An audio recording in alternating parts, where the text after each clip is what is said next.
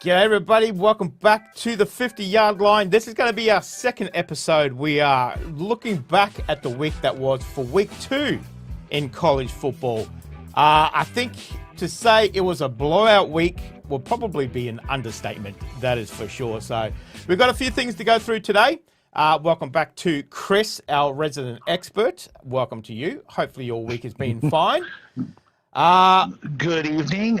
The Folks, Nomad is in Studio B. As you notice, the artwork on the wall. I don't have artwork in my homes ever. Yep. But you notice the artwork on the wall. You can probably kind of tell where I'm at right now, just from that thing right there. Very, very apt. Very apt for where you are at the moment. That's it. That's exactly right. So for week 2, on paper, cake week for everybody. Kind of went to script. Maybe a few kind of hiccups. Maybe an upset or two. But we'll get to the blowouts in just a little while. There's a few to go through for the blowout. So Oh yeah, plenty of them to go through. Plenty of them to go through. Yeah, this week 2, after the blockbusters we had in week 1 with Ohio State and Texas, and a couple other big games, Notre Dame and Miami comes to mind. Week 2 was kind of the week where everybody decided we're going to play paycheck games. And so we wind up with Love Children of Mr. Whipple and the Stay Puft Marshmallow Man. We're talking soft. That's exactly right. In week 2 schedule. I think that reflects in the fact that over 5 teams hit 70 points this week, which is crazy. Absolutely crazy. Yeah. And with the highest scoring team was Florida State. 77 points. Yes, that's 77. Crazy. Crazy. 77 points. The week after they beat Bama by 2 touchdowns. That's right. So everybody in Tallahassee right now is going, "We back, baby, we back." That's exactly right. So let's jump into our first one that we're going to talk about. Oklahoma. Yep. Oklahoma being back, putting in a fantastic performance there against Michigan, which I must say kind of looked very pedestrian, I must say, against Oklahoma there. So Oklahoma's got their... They did. I was going to say Oklahoma's got their new quarterback on board as well. John Mader. And he looked like a Heisman Trophy candidate. Yeah. Based on the way he played Saturday night. Yeah. And this was one of the games that, to Oklahoma and Michigan's credit, this was not one of the love children on the week 2 schedule. Yeah. This was the blockbuster. This was the only ranked versus ranked matchup on Saturday. And of course prime time on ABC. Yeah. And we got a show. Now, I got to do a little bit of this right now because you saw Saturday leading into the game, and a whole lot of experts were saying, Michigan's going to win it. That's exactly right. They're going to walk away with it. My first thought, and there's no disrespect here, but freshman quarterback going into Norman, 80,000 Oklahoma fans in the building. Now, a decent showing by the Michigan fans. I mean, there was a fair amount of maize and blue in that in the stadium in Norman on Saturday night, but man, they were drowned out by the Oklahoma fans. Yep. And when you're a true freshman going into that environment for the first time, going into an environment like that, true road game against a nationally ranked team. They were 18th in the nation last week going into the game. The nerves can start twitching. The pucker factor goes up a little bit. That's it. And it can affect you. And you look at the stats from the game.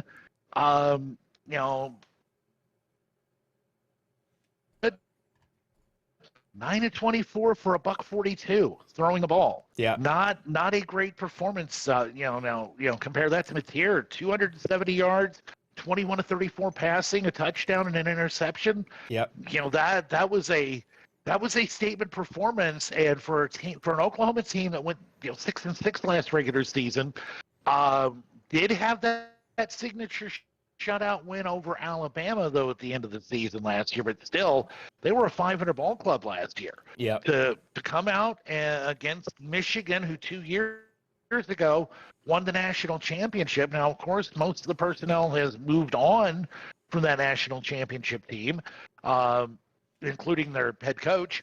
But still, for Oklahoma to do that, it could be a sign of their back. That's exactly right. Is going to be and will be a player in the Southeastern Conference and in the playoff rankings come late season. I think what you're saying there about the new quarterback, definitely one to watch. As far as I know, I've read that they put out $3 million to get him from Washington. So he seems like he's kind of made a direct impact straight away. So he had 2 rushing touchdowns. He looks comfortable throwing or either running. I think he's going to be definitely one to watch for this season. Yeah, he was in fact the leading rusher for Oklahoma Saturday night. In addition to what he was doing passing, 74 yards on 19 carries and those 2 touchdowns. Yep. So, I mean, that is you want to talk about a statement performance early in the season by a quarterback to maybe put yourself into the Heisman race, into the talk about it. That's the kind of performance you want against number 15 team in the country in prime time. That's right.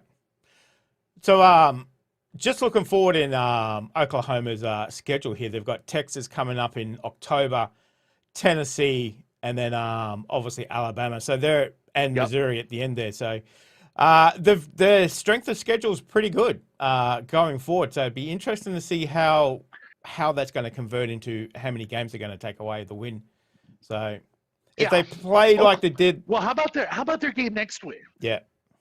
How about their game coming up this week? This is one of the strangest games you'll see on the schedule all year. Oklahoma is playing Temple. Now, okay, sounds like a paycheck game, right? Yep. The game's being played at Temple. It's being played in Philadelphia, not in Norman. That is an odd scheduling quirk this year to see a major brand like Oklahoma go on the road against a group of 5 team. Yeah. You don't see that a lot.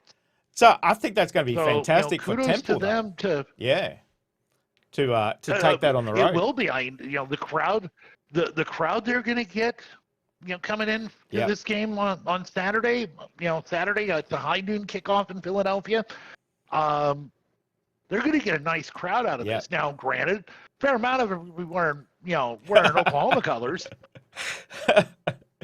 That certainly will be, but you know what? Their money's just as green as Temple fans' money is. That's it. But the rest of their schedule. I mean, I'm looking at. They've got Auburn. The week after. That's right. Then Kent State. They're playing Kent State. Yeah. Kent State. That's a paycheck game right there. Yeah. And then they're going to hit the showdown Texas, at the State Fair at the Cotton Bowl in Dallas. Yeah.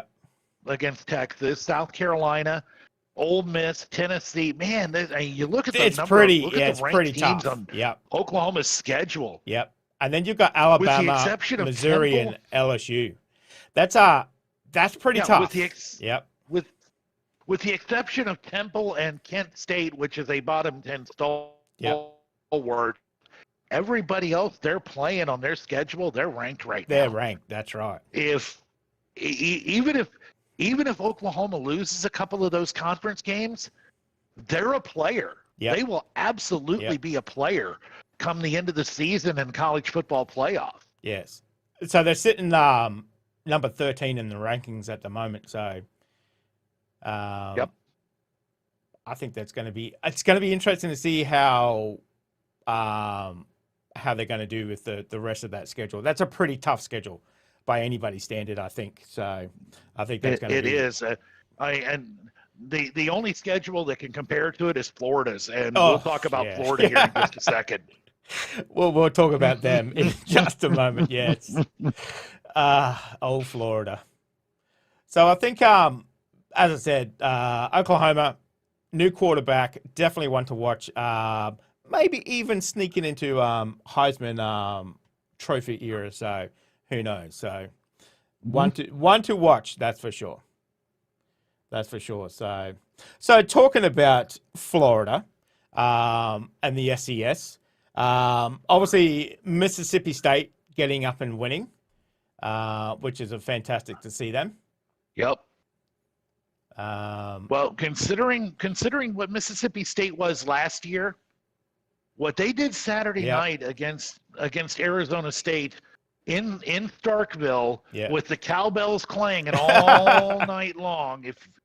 If you've got issues with loud, shrill noises, don't watch a Mississippi State home game because it is cowbell central. But Mississippi State, this is a win that can flip the fortunes of a program. This was a team last year, bottom of the SEC. I mean, they were the new school Vandy. Yes. Yeah. That's how bad Mississippi State was last year, against bringing in the defending Big 12 champion, playoff team from a year ago, Arizona State. And I'll tell you what, Mississippi State came out and punched Arizona State in the mouth. On Saturday. They were up 17-0 early in the second quarter. And at that point, Arizona State is on the canvas looking for its mouthpiece at the count of 6. I mean, they were on the verge of a knockout blow. To Arizona State's credit, though, they came back, got a field goal at the halftime gun just to get on the board and stop the bleeding.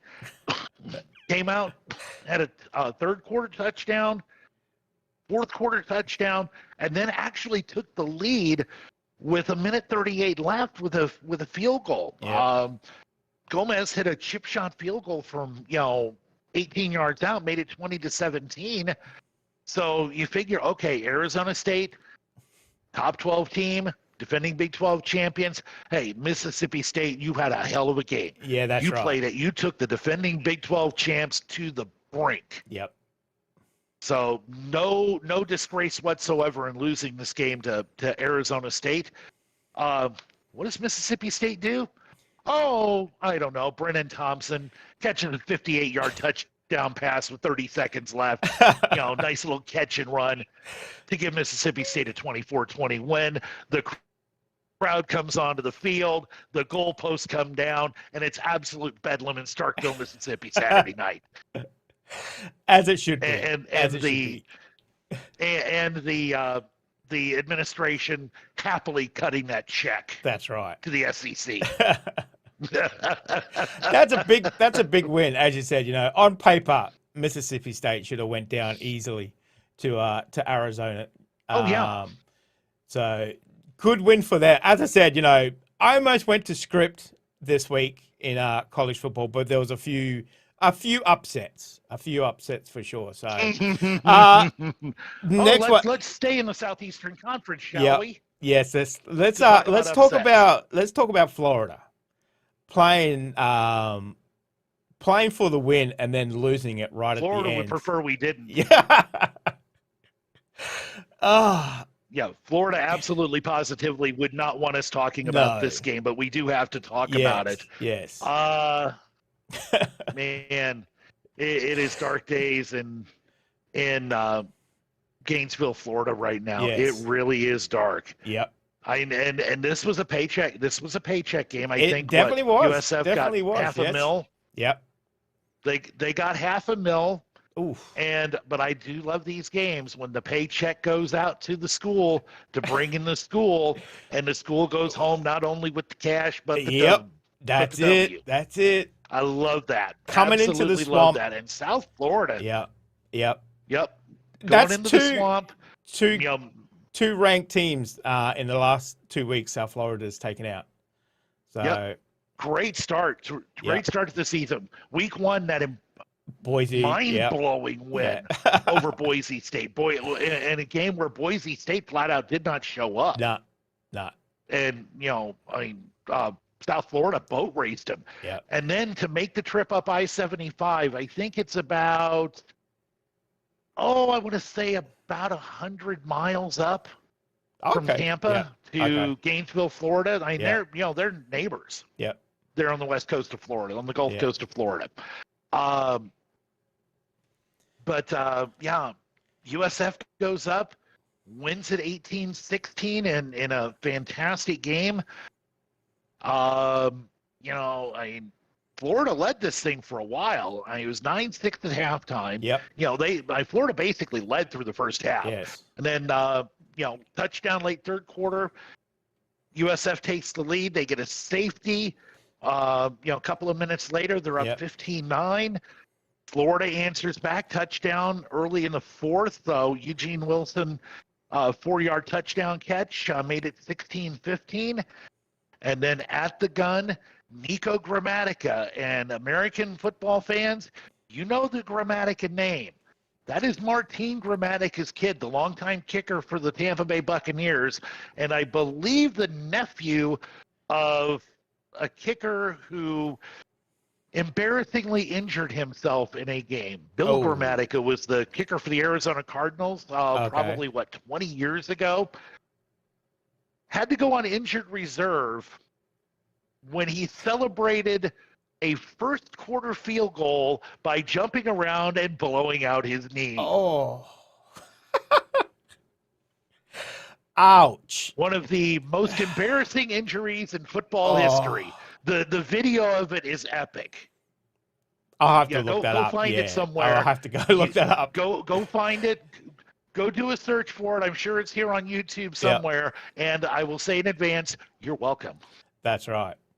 So that was an excellent win from South Florida. So now they're sitting number 18, ranked 18 in the nation. So now here's the thought for thought for you. Now we'll talk about their next game because I'll mention it right now. They're going to Miami this week. That's right. That's for right. Week 3. Yeah. Can you imagine this? Imagine this scenario. If South Florida goes in and beats Miami, the number 5 team in the country, you thought Boise State was a signature win? You thought Florida was a signature win? No. Miami. If South Florida goes in and beats Miami, that is the signature win for South Florida. And you're opening up the possibility when we get into the playoff rankings later this year that we're going to have we could potentially have 2 group of 5 teams make the 12-team playoff. Because there would be a scenario where, let's say, South Florida runs the table, goes 12-0, makes the conference championship game, and loses by 1 on a field goal at the gun. Yeah. To lose their conference title. They would not be a one of the 5 best conference champions. Somebody else would get that spot. But South Florida would be putting themselves in a position where they could get an at-large bid because of the 3 scalps they've got at the top of their season, Boise, Florida, and Miami. That is a scenario. That is a legitimate scenario that could play out come the end of the season. Yep. So it'll be something really interesting to watch, especially if South Florida wins Saturday night against Miami. And I will tell you right now, I am putting Miami on upset alert. Ooh. Because I am buying what South Florida is selling me right now. They have looked fantastic against Boise. They look great fighting back against Florida. Now, it could be a case that Florida just sucks. Yep. And, we're about to see a coach get fired. Yes. Down in Gainesville, Florida. But I really like what South Florida's been doing this year in these first 2 games. Miami, this is a game that Miami cannot take lightly. No. They have got to come in and put a stamp on it and, just bury South Florida. Because you let South Florida hang around, you're in trouble. It's going to be interesting to see. I reckon South Florida is definitely going to be the dark horse for this season. Definitely a team to watch. 2 ranked teams taken out in the first 2 weeks. So it's going to be interesting to see what they do with Miami with Carson Beck at the helm down there. So it's going to be interesting. That is for sure. Yeah, Carson Beck cannot have moments like he did at Georgia with throwing picks. No. He's got to be clean. Yep. I think the first, they've got 2 wins on the board already, and I think he's been doing fairly well down there. Fairly well. So. Oh yeah. And Miami's got a really great win on their resume already. Yeah. They beat Notre Dame. Yeah, that's right. That's right. They beat Notre Dame, week 1. So that's a great win. Yeah. But, could be somewhat canceled out if they happen to get upset Saturday. Yes, it's going to be an interesting one to watch for sure for next week. So, around the rest of the way, product placement. By the way, some little product placement for you. We're not sponsored by Dr. Pepper, but we'll definitely take that on. We are not sponsored, but in a complete coincidence, I normally drink Pepsi, but the soda machine out in the hall, they didn't have Pepsi except in a can, and I don't like my soda in a can. No. So I went with Dr. Pepper, of course, a proud sponsor of the college football playoff, and welcome to Fansville. That's right.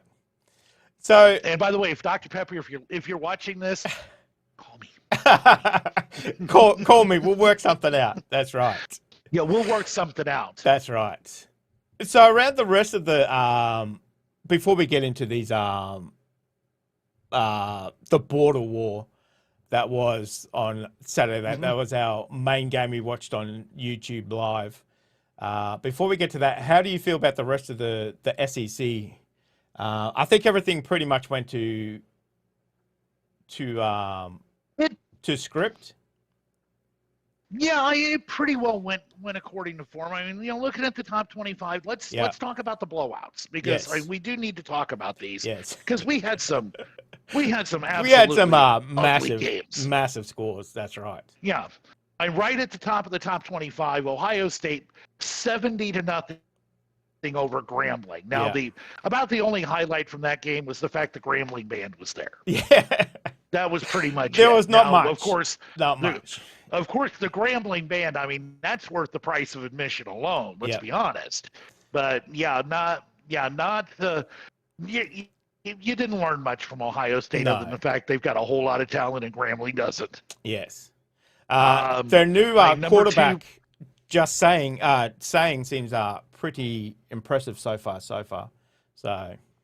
Yeah, I mean, his numbers, impressive as you would expect. By the way, just looking at it, Ohio State actually did cover the spread. Oh, okay.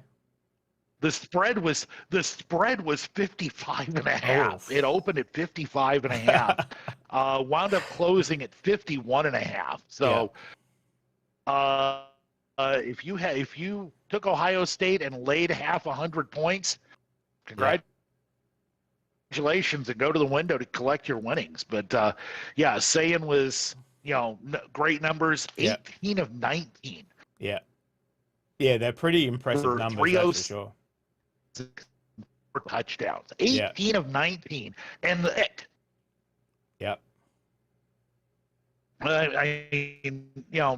Penn State 34-0 over FIU. That's not a great offensive performance from Penn State. It's solid, don't get me wrong. Defensive performance, when you're hanging a goose egg on your opponent, defense played pretty good. Yes. Now let's talk about some other teams in the top 25. At the top of the top 25. LSU. What the hell was that against La Tech? Yes. 23-7. Yes. Not very convincing. Georgia. Not very convincing. 28. Yeah. No, definitely not very convincing. Could partially have been a hangover from the Clemson game because that was a marquee matchup in week 1 that LSU went on the road and won. So could have been a bit of a hangover. Yeah. But 23-7. You got to do a little bit better to in those type of games to impress the voters. Yeah. Georgia, kind of the same thing. 28-6 over Austin Peay. Yeah, not very convincing performance. at all. The offense a little bit sluggish. Yes. Once again so that's something maybe we keep in the back of our mind because guess what? Saturday they're in Knoxville. Yep. They're going to Knoxville to take on the Vols in front of 105,000 at Neyland wearing orange. That is going to be a massive It's going to be a showdown. Game massive day is going to be yep. Game day is going to be at Neyland on Saturday. The goalpost should probably prepare, maybe wear some flotation devices. I'm just saying. That's it. The rest of the scoreboard, Miami, impressive over Bethune-Cookman, as you would expect, 45-3. Yep. Got to give some props to Oregon. Now, let's talk about your Ducks real quick. 69-3. 69-3. There'd been a little bit of chirping in the week in the week leading up to the game. Mike Gundy talking about the resources and money and how much money Oregon has spent on their roster. Yep. Word got back to Eugene, and Lenny didn't call off the Dogs for a while. No. I think the quote was, "We're going to break the scoreboard," which they did. 69-3 was pretty impressive. They pretty much did. Yeah. I thought they were going to go for triple figures. Yeah. I really thought they were thinking about. I believe they were at least. Yes. They at least had the thought in their head. Yes. And let's hang 100 on them. Yeah, what that's the right. Heck? That's right. And obviously, Texas, 2 pick sixes in a row in our Oregon game as well, back to back. So that was pretty impressive. They were up what? They were up 14-0 in 3 offensive plays in the first quarter. That game was over before. That game was over when Oklahoma State boarded the plane in Stillwater. That's right. That game was over. Texas, a nice bounce back from the Ohio State loss. Granted, it was San Jose State. Yes. But Arch Manning, after the week before in Columbus, where he really struggled, and I'm not going to say he played a perfect game by any stretch of the imagination, but it was a massive improvement, and he had a 5-minute stretch, first quarter, late first, early second. Wow. Yes. Now we see what everybody was talking about with Arch Manning. Yeah.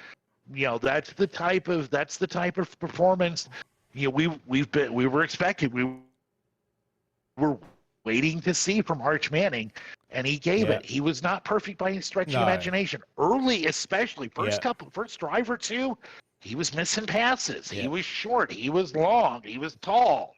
His passes were, shall we say, inaccurate at times. But, man, that 5-minute stretch, he was dropping the ball in a bucket. Yep. 4 touchdowns in 5 minutes. For 4 touchdowns. Yep. Yeah. And then later on ran for another one in a 38-7 win. Shall we talk about Clemson? Yeah. Clemson, man, I think they're probably lucky to win. I got to tell you, against Troy. So 27-16. They were another team. Yeah. Yeah, and that score line is very flattering to Clemson. Yes. Because they were another team, kind of like Arizona State. Yep. Against Mississippi State. They were on the canvas looking for their mouthpiece at the count of 6. Yep. Against Troy? Troy? Yep. That shouldn't be happening in Death Valley. And that's got to be raising a lot of questions for Clemson fans. Are we actually as good as we think we are? Yes. That's got to be planting that seed of doubt. After the LSU loss, figure, okay, we got Troy coming in. Let's just go. Yeah, that's it. Let's get a big score, and they just win. Yeah. And listen, this was happening for a while, but this was Clemson. Yeah. This was Troy. Yeah. Yeah. So they got Georgia Tech coming up this week as well. So it's going to be interesting to see how they go against GT there. Yeah, so. Georgia Tech. That's going to be an interesting game against Clemson. We'll get an idea where Clemson is. With this Georgia Tech game, because I suspect, obviously, this is not Clemson of 7-8 years ago. No. When they were competing for national championships. Yeah. When they were winning national championships. We are not there right now. I've got a sneaking suspicion we're watching the fall of Clemson. Yes. Back into the pack. They spent a long time way up here. Yeah. They're falling back to the pack right now. So they're sitting on in terms of national prominence. 12 in the rankings at the moment, which I think depends how they're going against Georgia Tech. They might be out. So it's going to be interesting to see how they go. If they lose to Georgia Tech, it's very possible they're going to be. Yeah, very possible they'd be out if or very close to out if they lose to Georgia Tech. Yep. One other game I want to mention before. Well, no, we'll fold that into the next next talking point. Yeah. Because we got to talk about one unranked game. Okay. And and it was a case of, it was kind of the schedule kind of dictated.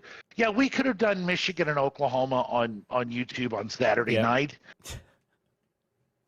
But when you've got a rivalry that's been dormant for 14 years that dated back to 1891 when these schools first played. Yep. I mean, this game was the birth of homecoming, the tradition of homecoming in football. Okay, I didn't know that. The 1911 game. The 1911 game between Missouri and Kansas. We didn't touch on this Saturday during the game because the game was really good. And we didn't get sidetracked a lot, which is our norm on YouTube when we're doing our game. The tradition, the first 20 games between Missouri and Kansas, the first 20 border wars, 19 of them were played in Kansas City. Okay. The 20th was played in St. Joseph, which is about 45 miles north of Kansas City. Okay. So there had never been a home game. There had never been an on-campus game in the border war, the Missouri-Kansas border war, in the first 20 years of the rivalry until 1911 when they played the game in Columbia. Yep. And the administrator, the president, I can't think of the guy's name at the time, said, he put the call out to alumni. Come home. Come home for the Kansas game. Yep. And that's where we got the tradition of homecoming. That's the traditional thought of how homecoming started as a tradition, not only in college football, but in high school football as well. Where the alumni for one game, the graduates of the school come to the game. It's a celebration of the history of the program, of the school. Yeah. And it's an absolutely beautiful thing, and that's where it started, was the Missouri-Kansas game in 1911. Wow. And of course, the 2025 edition, the dormancy of the rivalry is over. Yeah. For the first time in 14 years, Missouri and Kansas go at it on the football field, and I will tell you about the first 15 minutes. I gotta say, that game was probably the most I've seen you go up and then down. It's like boisterous, then really quiet, then boisterous, then really quiet. It's like, oh my god! What did I tell you leading up to this game? I bring the content when I'm a neutral. Yep. Last year we saw one Missouri game, and you saw the highs and lows. Yep. But I told you, imagine me when it is the team that I absolutely hate the most. That's it. In all the world, and my school is playing them. Yep. For the first time in 14 years. Yep. Imagine how I'm going to be. And you saw it. The first drive was brilliant, the touchdown drive. And then I'm like, the rest of the first quarter was all Kansas. Yeah. And I was scared at the end of that first quarter when Kansas was up 21-6, because I was seriously, deathly afraid that Kansas was going to blow us out of our own building. That's it. But, credit to Missouri. They fought back. Yep. They got the lead late and then sealed it with a long touchdown run there late in the fourth quarter, and then finally finished it off with an absolutely brilliant interception. I mean, that was magic. That interception was magical. Yeah. I mean, where they originally called it incomplete, and went to review, and you saw the black pebbles pop up inside the field of play. That was a great one. Before the guy's knee hit, and I'm like, that's a pick. That's our ball. that was a close match game. That was a great game. But what was this was your first border war? Yes. To watch. What was your impression of that game? Just sitting there as a neutral, as a fan, seeing the atmosphere. Yes. So because it hasn't been, what was your impression? Because it hasn't been a game for 14 years, I think next year it's going to be even more intense because a lot of people, they've grown up, they haven't seen that border war. So I think now that they've got a taste of it this year, I think next year is going to be more intense because they know what to expect. So you see some of these rivalries where it's every year and that tension is there and its tension is there. I think because they haven't had it for 14 years, maybe a little mild, but I think next year it's going to be even better. So because that tension is going to be there. And next year in Kansas is going to be looking for blood, next year. So. Oh, absolutely. Yeah, absolutely. And next year the game is in Lawrence. Yeah, Kansas is going to want some revenge after this one. That's right. And listen, let me be serious for a second, okay? I talk about how I absolutely hate Kansas, and I do. It's a football rivalry. Yes. Okay. Yeah. I am a Missouri native. I was born 45 miles north of Columbia. Yeah. Okay. I've been a Missouri Tiger fan my entire life, and we're talking almost 50 years now. Yeah. That I've been a Missouri Tiger fan. So I talk about they are my rival. They are the rival. Yeah. They are the team I want to see Missouri beat the most anytime they are on the schedule. I don't care if it's football, basketball, baseball, chess, water polo, horseshoes. I don't care. If it's Missouri against Kansas, I want Missouri winning. Yeah. But I will tell you something. The football rivalry, it is a beautiful thing when both Missouri and Kansas are really, really, really good. Yeah. And Kansas, they came up short Saturday, but they played a whale of a ball game. They had every chance to win that football game on Saturday. Yep. And that's the type of game I want to see. Yeah, I would like to see Missouri hang 100 on Kansas every year. I know it's not going to happen. But, if I can't get that, honestly, Missouri hanging 100 on Kansas every year, that'd get boring. Yes, yeah. It honestly would get boring. We got to have some good games for a true rivalry to. Yes, it's got to go back and forth, and that's the way it works. Yeah, absolutely. Yeah. It does have to go back and forth, and have a lot of close games. Yeah, and one of the things I love saying is familiarity breeds contempt. Yeah. Okay. 120 years of history. Yeah. And even and that's just on the football field. Throw back another 40 years back to the Civil War era when you actually had battles being fought between Missouri and Kansas. Lawrence burning, the guerrilla raids into Missouri from Kansas. And the football rivalry was just an extension. It was the peaceful equivalent, where people aren't actually getting shot and killed or blown up in a war setting. Football is a civilized version of that. And we got it for 120 years, and to have it back for one Saturday for the first time in 14 years, to get it back-to-back years, this year and next year, it's a special thing. And, I look forward to the game next year, seeing the game in Lawrence. And I will tell you right now, though, Lawrence is going to burn again.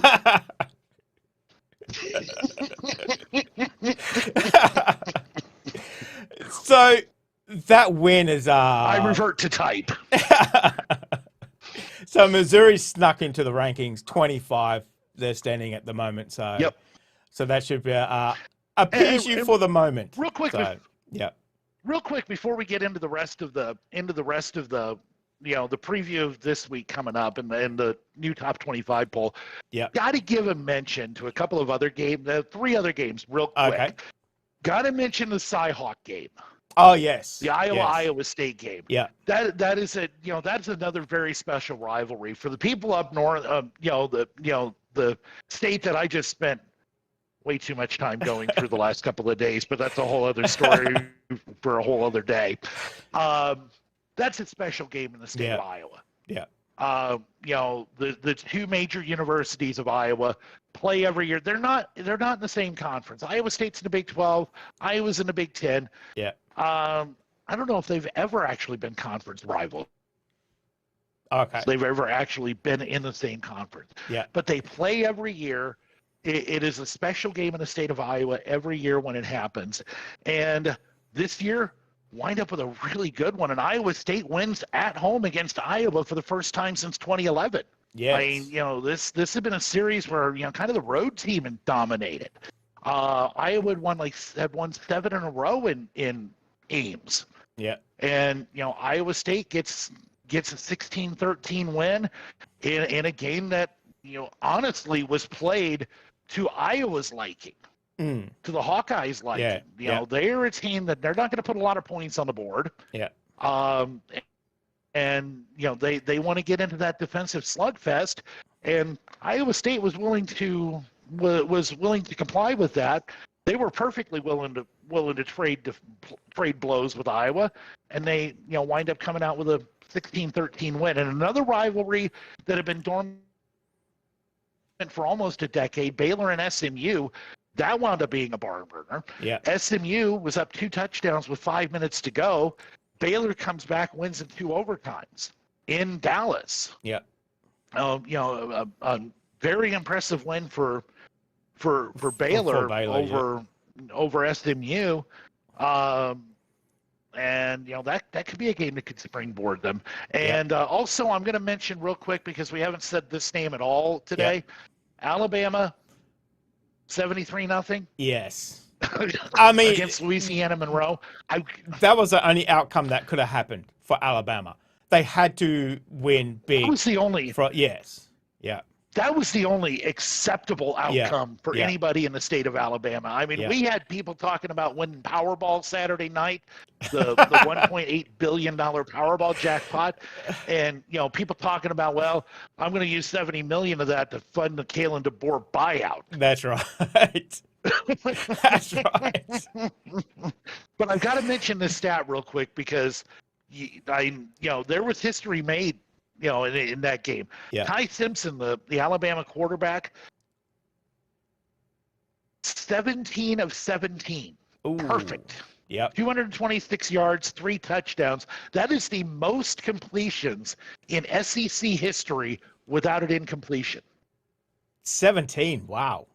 That's nobody had ever gone 17 of 17 passing in the history of the SEC. Yeah. Ty Simpson did that Saturday night. Granted, against Louisiana.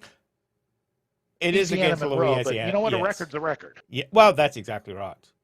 And 3 touchdowns for him. So it's going to be interesting to see how Alabama goes after that little adventure, coming off 73 points.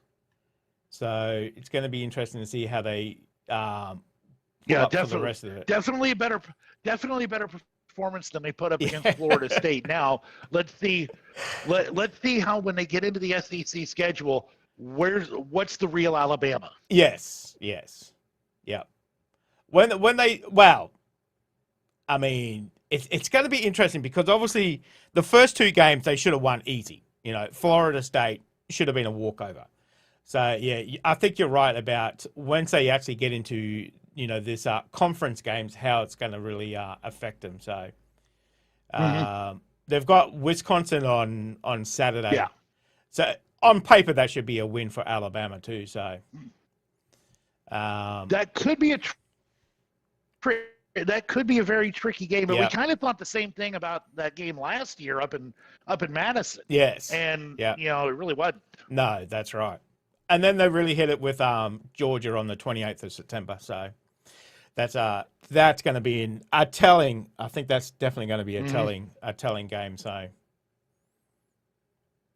the other entire weekend, I mean, that schedule. Yeah. I was going to say the other interesting game we had on the weekend there was Arkansas versus Arkansas State. First time they've ever played each other at all. And then obviously Arkansas Yeah. the Razorbacks came out with a 56 win on that. I'm surprised they haven't played each other. When I heard that, I thought, they're in the same state. I didn't realize that. Yeah, so I did not realize that Arkansas and Arkansas State had never played each other in football. I would have thought that would be maybe not an annual game, but definitely something they've done before. But no, apparently not. So that was a very interesting little tidbit there for the weekend as well too. So, so looking forward into week 3, we do have the game I think we're going to do on YouTube will be Tennessee and Georgia. I think that's going to be the biggest game on the weekend. I think there's a few to watch out for. Miami and South Florida, as we were pointing out before, I think will be a fantastic game. Yep. Notre Dame is at Texas A&M, and LSU is at Florida. So I think there will be some interesting game. That Notre Dame A&M game, that's in South Bend. Oh, Texas. Okay. Because remember, remember last year Notre Dame went to College Station and beat A&M the week before they came home and lost to Northern Illinois, which still makes no sense to me how that happened. That is, they went from the highest of highs, winning at Kyle Field, to losing to Northern Illinois. That's it. I know. So that's the plan for this coming week. Tennessee, Georgia. We touched on it earlier. Yeah. That we're going to find out we'll find out what Georgia is this week. We'll find out what Tennessee is this week too, because that is absolutely the game of the week. Yes, for sure. That will be the one we have on YouTube as well too. So, but we'll watch a couple more offline as well on our Discord as well. We'll probably watch the Notre Dame one too. We'll catch a few anyway. So. Let's talk quickly about the rankings. We might bounce through. Yeah, we might bounce through a few games. Yes, I think there's a few that are kind of on the same time. So, I know Oregon's at Northwestern this week as well. We've played 2 at home, two easy wins at home for Oregon. So, and obviously the week after that we'll have our whiteout game at Penn State. So, which is going to be. That would definitely be the YouTube game that we'll be doing that week as well too. So that's in a couple of weeks. So definitely looking forward to that one too. Yep. So looking over the rankings, there's no real surprise. Obviously, Alabama's back up to 19 instead of 21. Missouri's slipped in the end there at 25, which is fantastic for you guys. Let me do that over there. Is that the right one? Yep. Obviously, Ohio State keeping the number 1 spot there. 2 convincing wins for week 1 and 2. Penn State, we got LSU. We'll see how long LSU stays at number 3. They're kind of struggling a little bit at the moment. I think their wins have definitely not been convincing, I don't think, for the LSU. So no. I think Georgia's kind of been in the background. But now they've got to get this year. We haven't really spoke about Georgia at all this year, I don't think so. Not a lot. We will, of course, with the game with their game against Tennessee. But mentioning LSU, they've kind of got a chance for a get-right game. They're playing Florida on Saturday night in Death Valley in Baton Rouge. So that's a chance for a get-right game. Oregon and Georgia, they flip-flopped, and you see what the pollsters are rating here. Oregon, massive blowout over Oregon State. Georgia, less than impressive. So Oregon went from 6-4. Georgia went from 4-6. Miami stayed at number 5. It's gonna be a little flip flopping there in that top 10, I think, for a little while. So it's nice to see when we get into the conference season. Yeah. So Florida State's sitting on we're number 10. That it brings a smile to my face every time I see that. It's like, oh my God, what the Listen, after they spent the entire year last year as the butt Yep. of our jokes, and and let's be honest, Florida State gave us content. Yes. Gave us content Yep. for the whole flipping season. To see them come into 2025 and play like they have, win against Bama. They handled their business Saturday against East Texas A&M, and I want to stress the East in Texas A&M because this was not the team from College Station. No, that makes they a big difference. 77-3. And now Florida State gets the week off to prepare for Kent State. Yes, that's right. That's right. So it's gonna be interesting. One quick mention. Yep. One quick mention. Number 11, South Carolina. They won 38-10, but they struggled for a little while early in that game. Yeah. Before they finally pulled away at the end. So not a great performance for them, but a win is a win is a win. Yeah. And now, oh my goodness, look who they're playing Saturday night. That's right. Look who's coming into Columbia, South Carolina. It's gonna be Vandy. That's and the Vandy pimp was up. Yes. Did you see SEC shorts this week? I have not. I gotta watch that. I haven't done Matt's either, so I've got to have a look at Matt Welcome Mitchell's back as well. to the Vandy pimp. Yeah, he back. That's good. That's good. So interesting week of college football. On paper, it kind of looked like there wasn't much going on, but in the end, it was a very interesting week. I think some very telling scores, some interesting results, and then obviously history making in Arkansas and Arkansas State playing together for the first time too. So a good mix of games. Yes. Even in a week where we're not expecting a lot. Yep.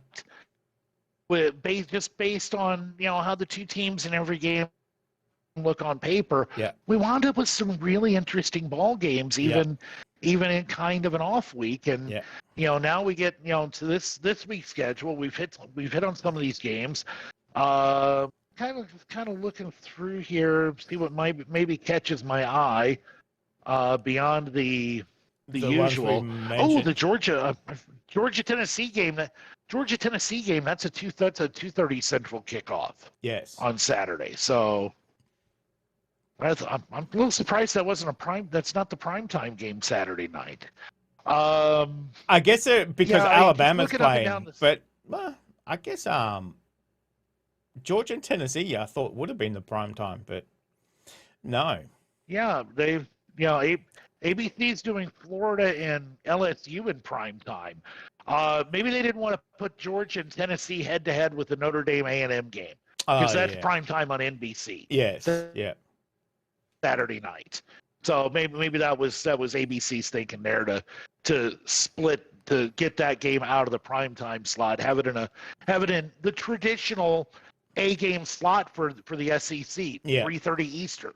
Yeah. Like it had been, on CBS for so many years.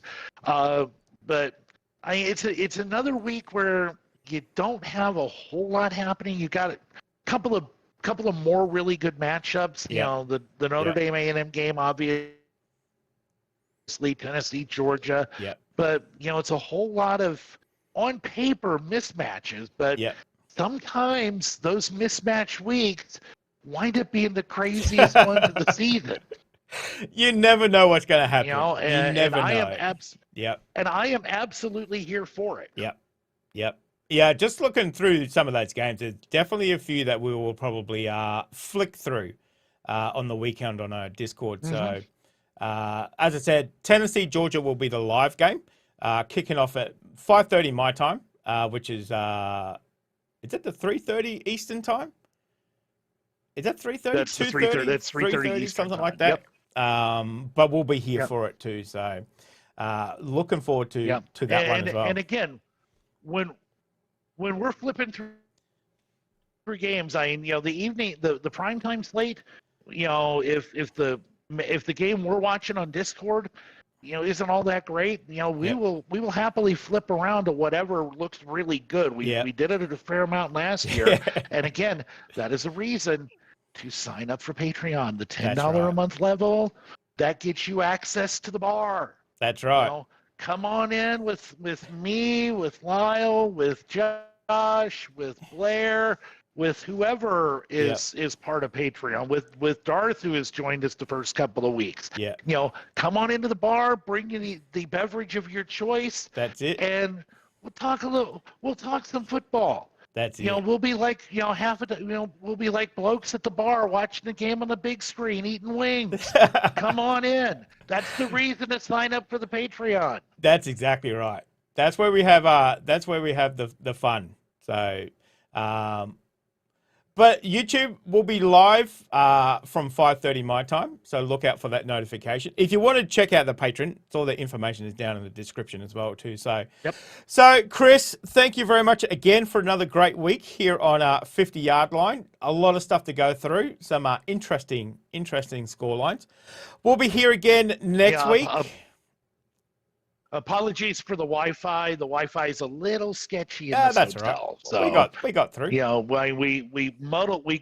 through it. Yeah. We hit everything we wanted to talk about. Yeah. And now we catch our breath. Get prepared for Saturday. That's it. Some more footy. Another great week of college football. Exactly. So everybody watching on YouTube, thank you very much. Don't forget to hit that like button if you enjoyed it. John, thank you very much for that super chat as well too. Putting up with him for 64 months. Damn, John, that's a long bloody time, mate. That is a long time supporting myself in the channel. So thank you very much, everybody in the chat there. So we'll be back again next week. Thank you very much again, Chris, our local expert here on our channel. We'll be back again on Saturday for some more footy, guys. We'll see you then. Oh, you're still here? You want more content? Why don't you check out my Patreon down here? You'll get plenty more content and some exclusive videos over there too. If not, why not check out this one over here?